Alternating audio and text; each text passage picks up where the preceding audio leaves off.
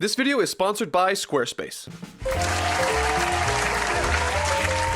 Dragon Ball Super had a rough ride. Between recapping the films and its animation melting before our eyes, while I was watching, I was all but certain the show would get cancelled at the earliest convenience. But it didn't. And that's when an idea hit me. What if I found all the Japanese TV ratings for the show and cross-referenced them with Google Trends data and user scores on IMDB to find the episodes that had the biggest impact in Dragon Ball Super's success? I mean, it sounds like a good idea. And so, to cut a long story short, I found the ratings and made the graph mapping Dragon Ball Super's ratings from start to finish. And there's some surprises in there for sure, but in order to get the most accurate idea of which episodes were the most successful, I will be referencing 3 graphs. The first graph maps the TV ratings I just made. The second is an IMDb score graph that maps the scores of every individual episode in the series. And the third maps the Google Trends of how the show performed during its time on the air. And so, using this empirical data, I want to take you on a journey to find out together what were the episodes that saved Dragon Ball Super.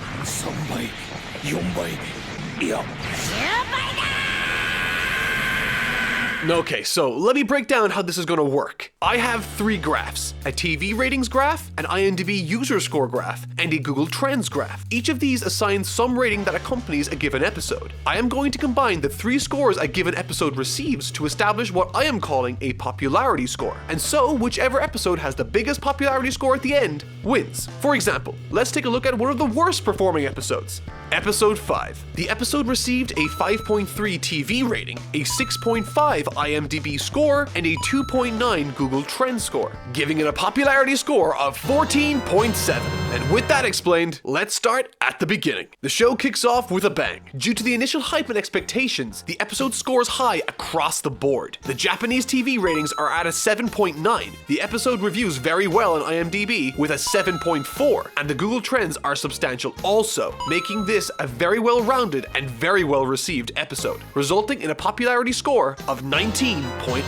However, as you can probably see, disappointment quickly sets in. By episode 2, the TV ratings nosedive, and trending on Google drastically decreases, resulting in a popularity score of 16.1. Not terrible, but the fatigue of recapping Battle of Gods is telling, as by episode 12, the one where Beerus and Goku clash fists for 20 minutes, the show received the lowest rating thus far. On Japanese TV, the episode received a 4.7. Its Google Trend impact had more than halved since episode 1, and despite it reviewing well on IMDb, it only managed a popularity score of 13.8. Not exactly the stellar comeback many were expecting from one of the most popular animes in history.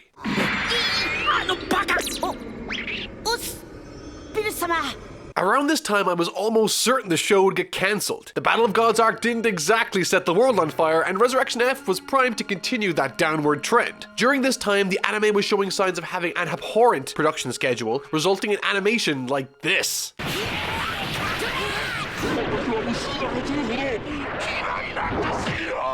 In addition to the ratings and all of this, the show suffered on a story front also. The manga was ahead of the anime and it was already covering new material. However, that would soon come to an end. On February 21st, 2016, Dragon Ball Super's anime overtook the manga for the very first time, resulting in the highest TV rating the show received since episode 1, a 7.3. Accompanied by a small uptick in Google Trends and a favorable IMDb score, the episode garnered a 17.3 popularity score. And while the ratings would again dip, they for the most part held higher than the prior 2 arcs. That is, until this happened.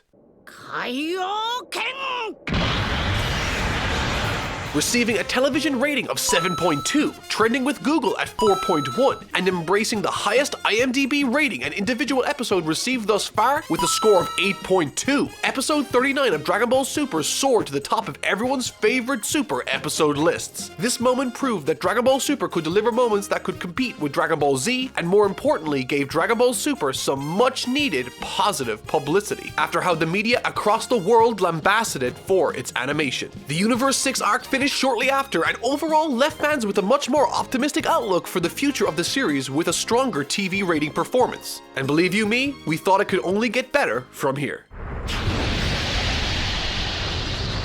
Dragon Ball Super's 47th episode shocked the world. After strong promotion for this arc with teasers and interviews with Akira Toriyama, episode 47 claimed the highest TV rating the series had ever received and would ever receive by far, with an 8.4. In addition to reviewing well on IMDB and creating buzz online as represented by Google Trends, the episode garnered a fantastic popularity score of 19.8. And yes, while that popularity rating was still slightly lower than the all-time high set by episode 1, the show had clearly reached a new standard and was well on its way to surpassing that average popularity score, with installments like episode 50 performing very well compared with the rest of the series. The animation schedule, while still incredibly tough on the production staff, was no longer showing the signs of collapse that prior arcs were so prominently demonstrating, culminating in episode 66, the big finish for the arc.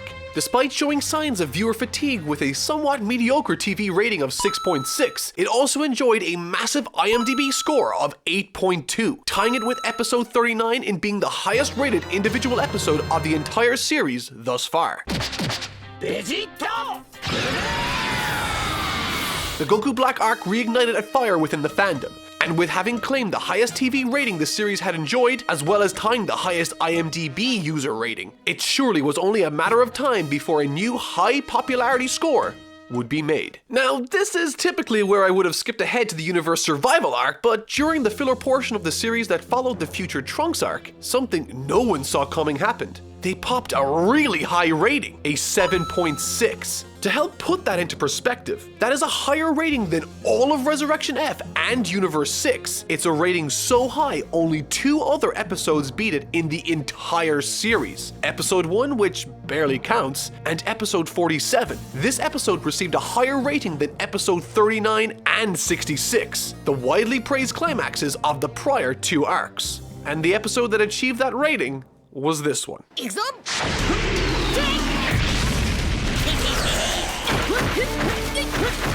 This episode, centered around Krillin and Goku's training, was a major nostalgic throwback for a multitude of reasons. It kicked things off with a fight between Goku and Gohan, followed it up with another fight between Goku and Krillin, and featured characters that otherwise wouldn't have had a prominent role in the series, like 18 and Master Roshi. However, it is important to note that during this week, ratings across the board were up significantly, so its success could be for a multitude of reasons. However, to this day, this episode's action and emotional segments cement it as one of my personal favorites, and I'm happy to see others enjoyed it too. Following these events, the Universe Survival arc came into full swing, with an all-new opening theme song and animation. It was clear that Toei was going all out for this particular arc. Episodes like 80, 95, and 100, while not performing as strongly as expected in the TV ratings department, they outperformed the vast majority of the series in terms of IMDb score and Google Trends data, resulting in some solid popularity scores. To help put this in perspective, the Universe Survival arc reviewed so well that if you were to rank the top 20 best rated episodes in Dragon Ball Super on IMDb, the Universe Survival arc would account for 18 of the top 20 spots on the list, with only episodes 39 and 66 edging their way in.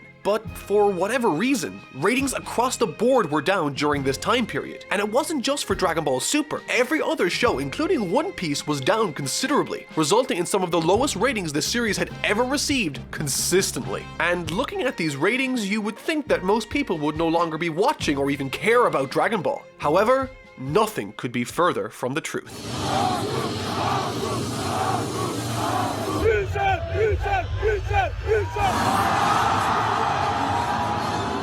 Despite poor ratings in Japan, the stellar reviews on IMDb, and the enormous social media activity across the world, including Japan, surrounding the final episodes was nothing short of astounding, with the final episode, 131, achieving the highest IMDb rating in the series' history with an impressive 8.7, and the second highest Google Trends score of 7.5, creating an enormous popularity score of 21.9. Dragon Ball Super very much finished on a high, but the series finale wasn't the biggest difference maker. It almost was, but one other episode, or should I say special, beat it by a hair. What I think is particularly interesting about this special is that while it was hugely successful everywhere else, it also provided Dragon Ball Super with the lowest rating the series ever saw on TV, with a meager 3.5. This was by no means a reflection of the episode's quality, but more so a reflection of Toei's poor time slot selection. While Dragon Ball Super aired during this time, Super Sentai and Kamen Rider aired in their new time slots, alongside one another. These are all Toei Animation shows,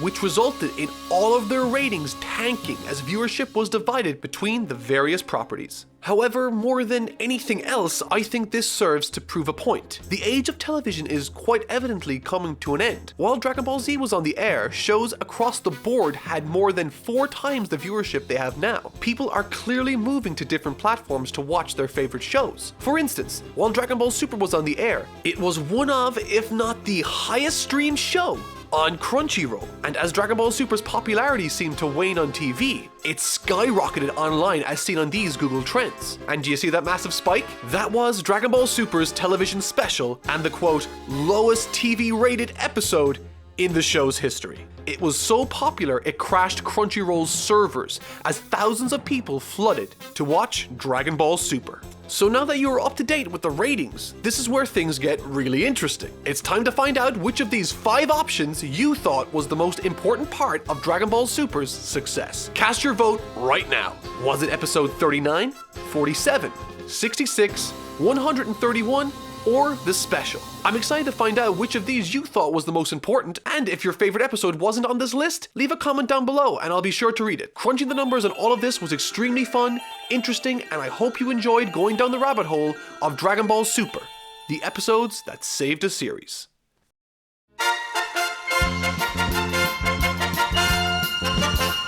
I want to take a moment to thank the sponsor of today's video, Squarespace. Squarespace is an online website creation service that provides you with the tools to create clean, impressive, and professional websites with ease. If you need somewhere to host your artwork, want to start a blog, or need an online store, build that website with Squarespace. They have a plethora of professional and stylish design templates for you to choose from, and if you need comment management systems, their mobile app has you covered. They really are the one-stop shop when it comes to starting your own website. And the best part? You can start your free trial at Squarespace.com, and if you use the offer code TOTALLYNOTMARK, you can get 10% off your first purchase. Happy website building, and I'll see you all next week.